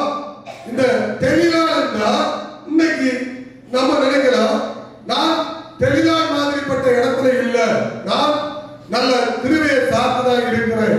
உலக ஆசை ஒரு தெலிலாள். உலக ஆசை என்னது? ஒரு தெலிலாள். பொருள் ஆசை ஒரு தெலிலாள். புரியுதா உங்களுக்கு? பொருள் ஆசை ஒரு தெலிலாள், பண ஆசை ஒரு தெலிலாள். பணம் அவசியம், பண ஆசை. இந்த பண ஆசை ஒரு மனுஷனுக்கு வரும்போது அவங்க நிறைய தப்பு செய்ய ஆரம்பிக்கிறாங்க. வேண்டாம், அந்த சப்ஜெக்டுக்கு நம்ம போக வேண்டாம். அப்போ இந்த தெலிலாள் என்று சொல்லுகிறவர்கள் கிருபையை என்ன செய்வாங்க? பெற்றுவாங்க. யூதாஸ் கிருபையை பெற்று இருந்தாரு. ஆக பாருங்க, யூதாஸ் தெலிலாள் போய் உட்காரல, ஆனால் பண ஆசை என்று சொல்லக்கூடிய தெலிலாளை அவன் பிடித்திருந்தபடியினால் யூதாஸ் கிருபையை இழந்தார். தேவா என்று சொல்லுகிற ஒரு நல்ல சுவிசேஷகர், பவுலோடு கூட பாடம் நிமித்துக் கொண்டிருந்த சுவிசேஷகர், பவுலோடு அடிவாங்கின ஒரு சுவிசேஷகர், உலக ஆசை வந்துட்டு பைபிள் சொல்லுகிறது, உலக ஆசை வந்ததனால அவன் என்னை விட்டு பிரிந்து போனான். உலக சிற்றின்பம் என்கிற தெளிவால் தேவ கிருபையை விட்டு அவனை பிரித்துக் கொண்டு போய்விட்டது. பாருங்க, மகாபலசாலியான ஒரு மனிதன், சாதாரண மனுஷன் அல்ல, நசரேயன். கேட்கிறா, ஒரு தெளிவால் கொஞ்சம் கொஞ்சமாக கிருபையை இழக்க வைத்தார். இன்னைக்கு அநேக பரிசுத்தவான்கள் என்கிட்ட கேட்டாச்சுன்னா, பெரிய பெரிய ஊழியர்கள் நம்ம சொல்லிட்டு இருக்கிறோம், இவங்களுடைய ஆரம்ப காலங்கள் எல்லாம் கேட்டா கண்ணீர் வடிக்கும், கண்ணீர் வரும். அந்த அளவுக்கு பாடுகள், அந்த அளவுக்கு வேதனைகளை சகிச்சிருப்பாங்க. என்னைக்கு பண ஆசை, புகழாசை என்கிற தெளிலாள் என்று சொல்லக்கூடிய அந்த கயரெல்லாம் கட்டப்பட்டதோ, பண ஆசை என்று சொல்லக்கூடிய அந்த நாற்கயிறு, புரியுதா உங்களுக்கு? ஆமா, பண ஆசை என்று சொல்லக்கூடிய அந்த ஆடி, அல்லேலூயா, அர்த்தங்களை புரிஞ்சுக்கிடுங்க. பண ஆசை என்று சொல்லக்கூடிய அந்த புது கயிறு, புது த்ரெண்டு, காலத்துக்கு ஏற்ற மாதிரி ஊழியத்தை மாற்றுவோம். அன்னைக்கு நல்லா தான் ஆராதனை பண்ணிக்கிட்டு இருந்தாங்க, அன்னைக்கு நல்லா ஜெபம் பண்ணாங்க, அன்னைக்கு ஏசப்பான்னு சொல்லி கண்ணீர் வடிச்சாங்க, அன்னைக்கு கர்த்தரை நம்பியே ஜீவிப்போன்னு பாட்டு பாடினாங்க. இன்னைக்கு பாருங்க, கர்த்தரை நம்பியே ஜீவிப்போ கவலை கட்டது நீங்கிட்டு அத்தனை பேருக்கு கட்டாங்க. தமிழ்நாட்டில் ஆம்பளை குரலை தேட வேண்டி இருக்கு. கேரளாக்காரன் பாருங்க, பாடுறான் சிங்க மாதிரி பாடுறான். அவன் நம்ம பாட்ட பாட்டாலும் அப்படி இருக்கு, அவங்க அடிக்கிறாங்க. இங்க பாதி குரல் என்னன்னு நான் சொல்லல, சிக்கலாரு. அல்லேலூயா. பாருங்க, நீங்க பாருங்க. ஆமா, என்னைய நான் இந்த பாட்டத்தை அன்னைக்கு சில ஒரு குரூப் பாடி, ஆமா,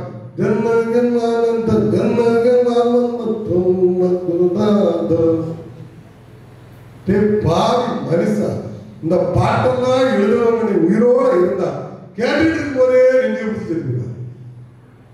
இதை நான் எழுதாம இருந்திருக்கிறேன். நான் போய் சொல்றேன்னா பாருங்க,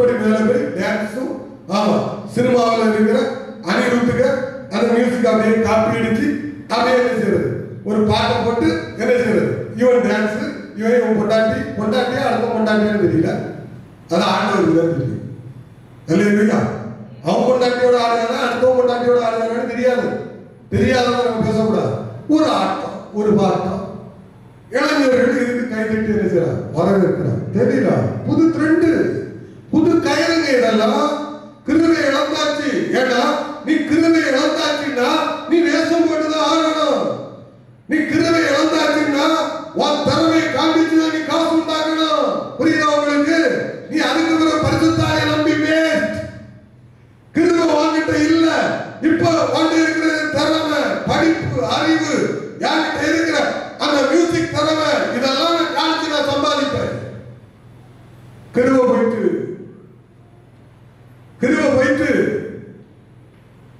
அப்போ இன்னைக்கு நம்ம என்ன செய்யறோம் பல தேவ மனுஷர்கள் இன்னைக்கு ட்ரெண்ட மாத்திட்டாங்க வயதான ஊழியர்கள் வயதான பரிசுத்தவான்களை பார்க்கிறேன் மனசுக்கு சங்கடமா இருக்கிறது ஒரு காலத்துல அப்படி இருந்தாங்க ஆனா இன்னைக்கு அதே பரிசுத்தவான்கள் ஒரு பக்கம் பிரசங்கம் பண்றாங்க டான்ஸ் ஆடுறது இதெல்லாம் வந்து எதிர்த்து பேசுறாங்க ஆனால் அவர்கள் ஸ்டேஜிலேயே டான்ஸ் நடக்குது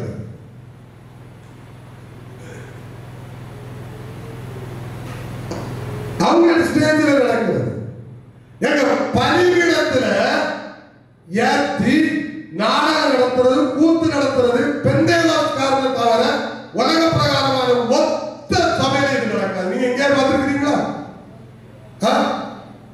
பார்த்துருக்கீங்களா காரணம் என்னன்னா அவன் நல்லவனோ கெட்டவனோ எனக்கு தெரியாது ஆனால் அந்த பலிபீடத்தின் மேல் அவங்களுக்கு ஒரு மரியாதை இருக்கிறது ஒரு நாற்காலின்னு இருக்கு பாருங்க அது நாற்காலி சாதாரண நாற்காலி தான் முதல்வர் நாற்காலி ஆனால் அதுக்கு ஒரு கட்டுப்பாடு இருக்கு அது தெரியுமா உங்களுக்கு அது நாலு காலி தான் மரம் தான் ஆனால் அதுல ஒரு உட்காரன்னா 1000 கட்டுப்பாடு இருக்கு அதை இன்னைக்கு அது முடிஞ்சு போச்சு அதுக்கு அவகாசத்தோட முடிஞ்சு போச்சுன்னு வச்சுக்கோங்க சோத்திரம் அப்போ நம்முடைய வாழ்க்கையில நம்ம என்ன செய்யறோம் நம்ம நினைக்கிறோம் இந்த பலிபீடத்துல இன்னைக்கு ஏறி டான்ஸ் ஆடுறதோ கூத்தடிக்கிறதோ நீங்க பாத்தீங்கன்னா ஒரு சிஎஸ்ஐ சர்ச்சில் அலோவ் பண்ண மாட்டாங்க ஒரு ஆர்சி சர்ச்சில் ரொம்ப பயங்கரமா அங்க பலிபீடத்தை ஆராதனை பண்ணுவாங்க நான் கூட சொல்றேன்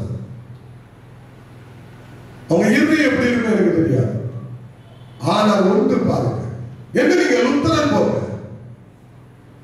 அப்படி வச்சிருப்பாங்க ஏன் சன்னிஸ்னாருக்கு போங்க அங்கேயும் ஸ்டேஜ்ல ஏறி டான்ஸ் நடக்க நான் நினைக்கிறேன் பார்த்தது இல்ல ஆனா இந்த கூத்தாடிகள் எந்த அளவுக்கு இன்னைக்கு இருக்கிறான் பாருங்க இதுக்கு மேல ஒருபடி மேல போய் பிரசங்கம் பண்ணிக்கிட்டு இருக்கும்போதே இதுல ஏறி நிற்பாங்க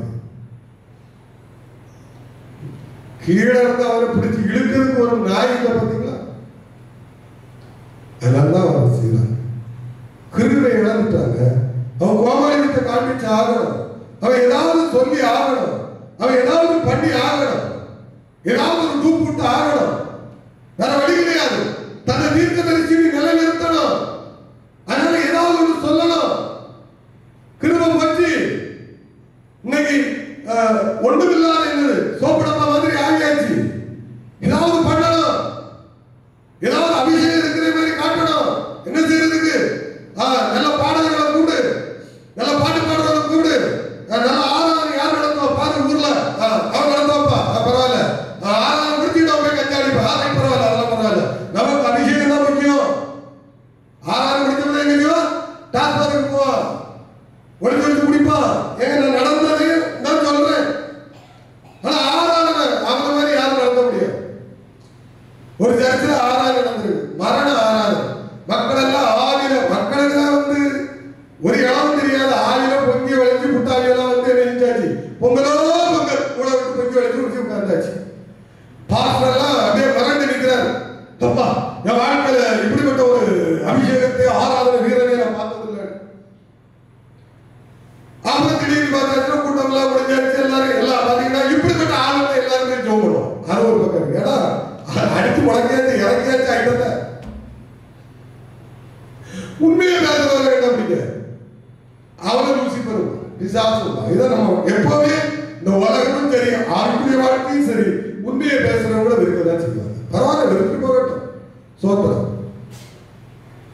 கடைசியில பார்த்தாச்சுன்னா ஒரு ஊழியக்காரர், அங்க இருந்த ஊழியக்காரர் அவர் என்ன சொன்னது என்னது, எனக்கு புதுவாக ஆகி போச்சு. அவரும் பஸ்ல போறாரு, இவரும் பஸ்ல வரான். தப்புடி இறங்கியிருக்கான், பஸ்ல இறங்கியிருக்கான். அங்க இங்கே சுற்றி வந்து நேரம் பாருங்க போயிட்டான். இவர் என்ன நினைச்சிருக்காரு, பாரதி சுவிசேஷம் சொல்லுவாரா இருக்கும்.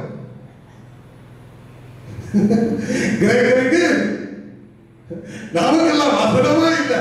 கிரேக்கருக்கு கிரேக்கராகவும் யூதருக்கு யூதனாகவும் ஆமா ஆண்டவர் வச்சிருக்காரு. நம்ம தான் அடித்து விடுவோம். அதனால இவர் எதுக்கு வராரா, எதுக்கு இருக்காரு, ஒருவேளை குடிகாரர்களுக்குள்ள போய் எழுப்பக்கூட சொல்லிட்டு ஒரு டவுட் தான். ஏன்னா ஏற்கனவே இவங்க டவுட் இருக்கு. இவன் எங்க பயிற்சி பெற்றவன் நான் சொல்ல விரும்பல. இப்போ இந்தியாவிலே பிரபலமான ஒரு ஊழியக்காரருக்கு கீழே இருந்தா பயிற்சி பெற்றவன். அங்க ஒரு 200 பேர் வச்சிருப்பாங்க போமனது. அந்த 200 பேர் எப்படி இருக்குன்னா, நீங்க கண்ணை உண்டா சொல்லணும். என்ன செய்யணும், இவரை பார்க்கிறேன் நீங்க சொன்னாதான் உள்ள இருக்க முடியும். சம்பளம் அப்பதான் கிடைக்க முடியல. உங்களுக்கு ஒரு நாளைக்கு 100 ரூபாய் 150 ரூபாய். இந்த 150 ரூபாய் நீங்க வாங்கினா தாரக விலையில ஒரு ஆவி நிக்கிறத பார்க்கன்னு சொன்னாதான் உங்களை ஏற்றுக்கொள்ளும். புரியுதா உங்களுக்கு?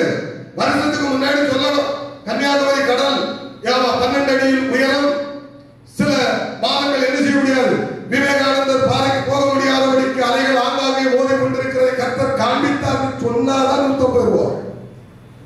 இல்லைன்னா ரிஜெக்டட். நீ ஆண்டவருக்கு ஆகாது, உங்களை எழுதி போட்டுருவாங்க.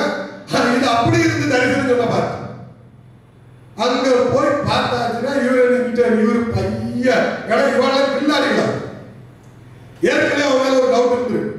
இவனை பார்த்தா சரியில்லையே. ஏன்னா நம்ம கூட பல ஆட்கள் எப்படி இருப்பாங்க, தூக்கிட்டாரு. அங்க போய் ஒண்ணுமே செய்யாது. ஏன்னா சில நேரம் பிராந்தி வாங்கிட்டு, ஐயா நான் ஒரு மருந்துக்காக வாங்கிட்டு போறேன், மருந்தத்துக்கு கோழி கசாயத்துக்காக வாங்கிட்டு போறேன்னு என்ன முடியும்? 200 கொடுத்தாங்க, இடிச்சு கொடுத்தாங்க. நம்ம வைத்தியர் தான் கொடுத்தாரு. அதுக்குள்ள இந்த ஐட்டங்கள்லாம் சேர்ந்து நானும் வாங்கி கொண்டு கொடுத்தேன். ஏன் போய் சொல்றேன், வாங்கி கொண்டு கொடுத்து கோழி நான் இடிச்சு ஆமா அந்த மரபத்து கொஞ்சம் மரபு இந்த 10 இருக்கும்.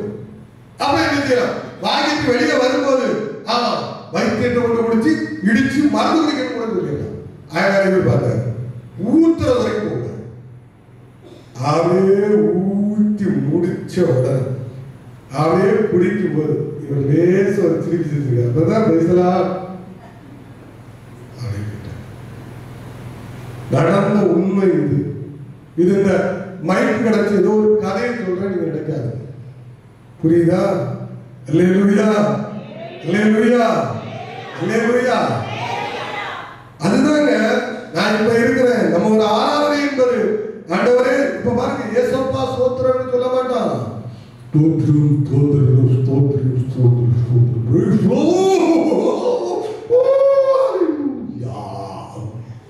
இப்ப உங்களுக்கு பொங்குல பாரு, பொங்குதா பொங்கும். அந்த ஒரு மிமிக்ரில பண்ணலாம். சாத்திரம் சாத்திரம் சாத்திரம் சாத்திரம் சாத்திரம் சாத்திரம் அதே ஸ்தோத்திர ஸ்தோத்திர. ஓ க்ளோரி க்ளோரி. சர்ச்சில் க்ளோரி இல்லையா? ஒரு எழுப்புதல் வருதா? பாடியில ஒரு மின்சாரம் வருதா? தொடுதா? இதுதான் உணர்ச்சி. உணர்ச்சி உள்ள கிடக்கிற குண்டலியாய். குண்டலியாயினா பாம்ப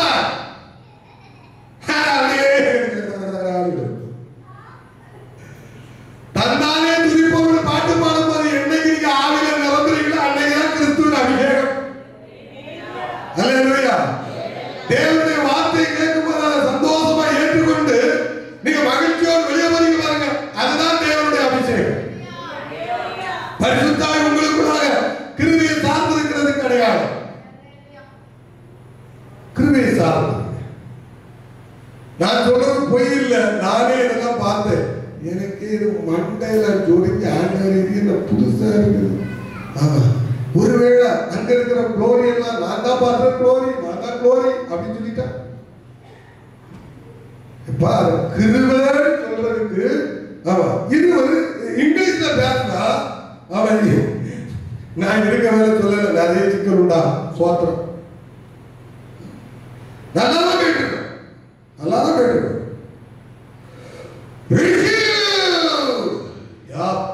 பார்த்து ஏதோ ஒரு சரியான விஷயத்தை சொல்லிட்டார். பெற்றுக்கொள் பெற்றுக்கொள் பெற்றுக்கொள் பெற்றுக்கொள், இது அவசியம். புரியுதா உங்களுக்கு? இங்க இருந்து வரணும், ஆடியில இருந்து எடுத்து விடணும், விட்டாதான் பால் பொங்கும். அதனாலதான் இப்படிப்பட்ட கள்ளாபிஷேகம் எல்லாம் பரிசுத்த ஆவியானவர் சபைக்குள்ள வந்துடக்கூடாது. நான் என்னையும் அடக்கி ஆண்டு உண்மையான பரிசுத்த ஆவியானவர் ஆண்டவரே, நான் பிரசங்கம் பண்ணும்போது பரிசுத்த ஆவியானவர் இறங்க வேண்டும். இல்லையா? சாதாரண ஜெபிக்கும் போது அந்த பரிசுத்த ஆவியானவரை கிருபையை தாருன்னு சொல்லி நான் போராடி உங்களையும் நான் அப்படிதான் பழக்கி கொண்டு வரேன். ஆமா, பரிசுத்த ஆவியானவர் வரும்போது நாம மற்றபடி அபிஷேகத்துல நிரம்புறத நான் தப்பு சொல்லல, அந்நிய வார்த்தை பேசுறதுல தப்பு கிடையாது, பேசணும். ஆமா, அது மகிழ்ச்சி தான், பொங்கி எழும்புறது சந்தோஷமான விஷயம். ஆனா அது ஒரிஜினலான ஒன்று இருக்கணும். மாம்சத்துல இன்னைக்கு சார்ந்ததுனால கிருபையை இழந்து ஊழியர்கள் இன்னைக்கு வித்தை காட்ட ஆரம்பிச்சுட்டாங்க. இன்னைக்கு பாருங்க, ஏதாவது ஒருத்தரை கொண்டு விட்டு இந்த மாதிரி வர்ஷிப் நடத்துவதற்கும் இந்த மாதிரி என்ன செய்ய நிறைய அந்த மியூசிக் ஐட்டங்களை வச்சு அந்த ஜனங்களை உற்சாகப்படுத்தி ஒரு பரிசுத்த ஆவி, ஒரு தேவ கிருபை அங்கு இருக்கிறது போல் உணர்வதை ஜனங்கள் காண வேண்டும் என்பதற்காக இப்படிப்பட்ட காரியங்கள். வாசிங்க நியாயாதிபதிகள் 16:17 16:17 வாசிங்க.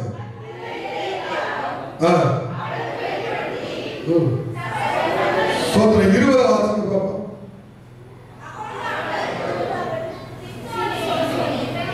சாரி இந்த 17 வாசிங்க. தன் இருதயத்தை எல்லாம் அவளுக்கு வெளிப்படுத்தி சவரகத்தின்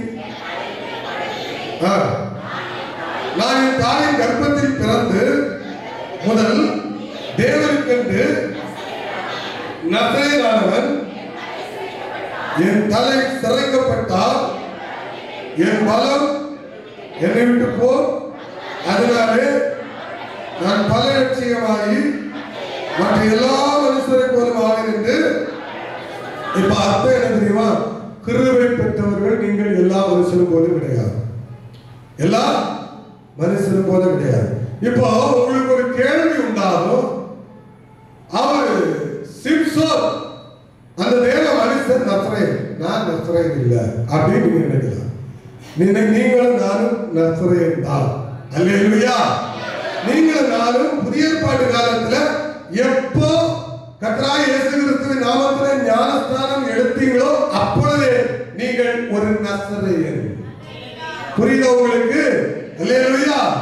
அப்போ நீங்க என்னைக்கு நீங்க புதிதாய் கிறிஸ்துவுக்குள்ளாக பிறந்தீங்களோ அப்பவே நீங்கள் நசரேய விரதம் இருக்க ஆரம்பிச்சிட்டீங்க. அப்பவே உங்க மேல ஒரு கிருபையை கர்த்தர் வைக்க ஆரம்பிச்சிட்டாரு. நீங்க கிருபையை தான் சார்ந்து இருக்கணும். நீங்க கிருபையை சார்ந்து இருக்கணும், இயேசுவை சார்ந்து இருக்கணும், இயேசு மேல நம்பிக்கை வச்சிருக்கணும். முழுக்க முழுக்க முழுக்க தேவன் மேல் உங்கள் விசுவாசம் இருக்க வேண்டும். சோத்திரம். ஒரே ஒரு வசனத்தை வாசிக்கலாம். 16:20 வாசிங்க. சோத்திரம். அப்பொழுது அவள் சிம்சோனே, பெலிஸ்தர் மேல் வந்துவிட்டார்கள் என்றாள். அவன் நித்திரை விட்டு விழித்து கர்த்தர் தன்னை விட்டு விலகிறதை அறியாமல் எப்போதும் போல உதறி போட்டு வெளியே போவேன் என்றார். பாருங்க, பிடிச்சு கண்டுபிடிச்சிட்டாங்க, சிறைச்சாலைக்கு போனாங்க. கர்த்தருடைய பிள்ளைகள் தயவு செய்து புரிஞ்சு விடுங்க, கிருபை இருக்கிறதா இல்லையான்னு சொல்லி முதல்ல உங்களை ஆராய்ந்து பாருங்க. நிறைய ஊழியர்கள் நீங்க பாருங்க, தங்களுக்கு கிருபை இருக்கான்னு தெரியாது. சோத்திரம். சும்மா கொண்டு எவன் தலையில கையை கொண்டு வைக்கிறது. சோத்திரம். கிருபை இல்லாவிட்டால் சோத்திரம் வைக்கிற கை நாசமாக போய்விடும். நீங்கள் உங்கள் அழிவுக்கு காரணமாகிவிடும். காரணம், கிருபை இருந்தால் மாத்திரம்தான் சாத்தானை நீங்கள் ஜெயிக்க முடியும். உங்கள் கிருபையை நீங்கள் இழந்து விட்டீர்கள் என்றால் சாத்தானை ஜெயிக்க முடியாது. அவசரப்பட்டு என்ன செய்யக்கூடாது, எங்கேயும் கொண்டு கால விடக்கூடாது. அவசரப்பட்டு என்ன செய்யக்கூடாது, எந்த காரியத்தையும் செய்யக்கூடாது. சமயம் இல்ல, இல்லைன்னா இதை வச்சு இன்னும் 1 மணி நேரம் நான் பிரசங்கம் பண்ணுவேன். கர்த்தருக்கு மகிமை உண்டாகட்டும். அடுத்தது ஒரு வசனத்தை நான் எடுத்து கொடுத்து முடிக்கிறேன். சோதரம் எல்லாரும் இப்ப எடுத்த வசனங்கள்லாம் 1 மணி நேரம் பேசலாம். அவ்வளவு விஷயங்கள் அதுல அடங்கி இருக்கிறது. 1 தீமோத்தேயு 1வது அதிகாரம் 4வது வசனத்தை எல்லாரும் எடுத்துக் கொள்ளுங்கள். பக்கம் 286 1:4 நினைக்கிறேன். 1 தீமோத்தேயு 1:4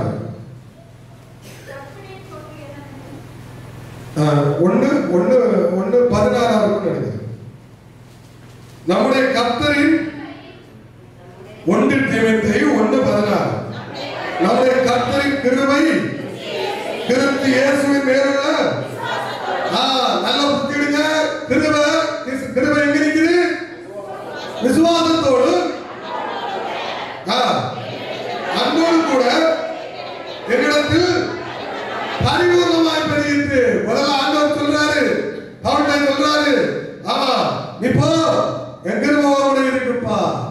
உன் பலவீனத்துல என் கிருபை பூரணமாய் என்ன செய்யப்படும், கிரியை செய்யும், செயல்படும். இங்க சொல்றாரு, நான் கிருபையில் பூரணப்பட்டுட்டேன். கிருபையில் பூரணப்படுவதற்கு நான் எப்படிப்பட்டவனாக இருக்கிறேன்? கிறிஸ்து இயேசுவின் மேல் விசுவாசம் உள்ளவனாக இருக்கிறேன். ஸ்தோத்திரம். கடைசியா இன்னொரு வசனம் 2 தீமோத்தேயு 2வது அதிகாரம் 1வது வசனம். ஆனால் என் குமாரனே, நீ கிறிஸ்து இயேசுவில் உள்ள கிருபையிலே என்ன செய்ய? பலப்படு. அப்ப நம்ம என்ன செய்வோம்? கிருபையில பலப்படும். நீங்க சாதாரண மனுஷன் நினைக்காது. பைபிள்ல சொல்லப்பட்டிருக்கிறது, நீங்கள் சாதாரண மனிதர்கள் அல்ல, நீங்க தேவ பிள்ளைகள், தேவனால் தெரிந்து கொள்ளப்பட்டவர்கள், தேவனால் அழைக்கப்பட்டவர்கள். உங்களுக்கு உலகத்துக்கு சம்பந்தமே கிடையாது. உங்களுக்கு உலக மனிதர்களுக்கு சம்பந்தமே கிடையாது. ஆனால் அவர்களோட தான் இருக்கிறோம். எல்லாரும் எழுப்போம். கர்த்தருக்கு ஸ்தோத்திரம். ஹல்லேலூயா.